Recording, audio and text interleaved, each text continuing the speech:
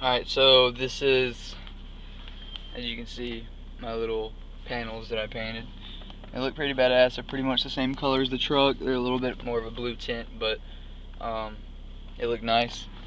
If you can see, real smooth, glossy finish. Real smooth. There's just a few imperfections on the panel itself. The other shit's pretty good. Down here, damn chip. It's hard to get this fucking panel on there without chipping something.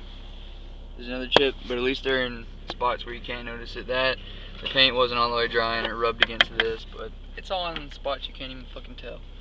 And the vents, you can't really see, but they're kind of rough around the edges because I taped it. You can't pop these out because they're like melted in there. So I probably could have popped it out and just melted it back with a soldering iron or something, but I don't know, it worked out pretty good.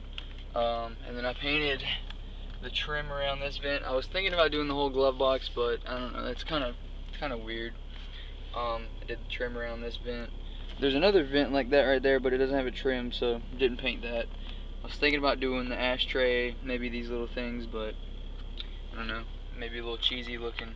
And the next thing I do will probably be, and I'll show you over here, probably be either this, because it's two separate pieces. This and this is two separate pieces. So I don't know, you guys tell me what I should do. Should I do the trim or should I do this thing? Honestly, this will be easier because it's a flat surface and you can wet sand it really nice, but this I can make it work. But yeah, the way to do it is whenever you have one of these dash bezels, it's going to be rough. It's going to be textured like this. Like, I don't know, you can't really tell, but they're really textured like a leather grain in it. And what you have to do is prime it with some really good thick primer to where it's like a filler primer, so it fills in all those cracks. And you take 2000 grit sandpaper, wet sand it until it's smooth, till it's almost glossy itself, till the actual primer is almost glossy.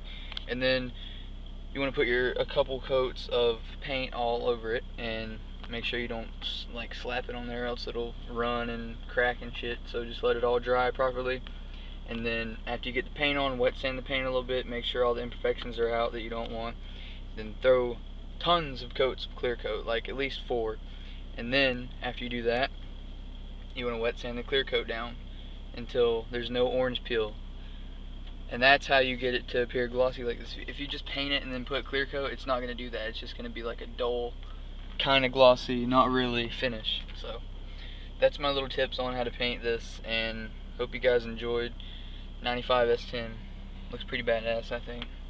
And these have been on here for a few days, and they're the same exact way as I did these, and they're not cracking, nothing, so everything's good. Anyway, peace guys, thanks for watching.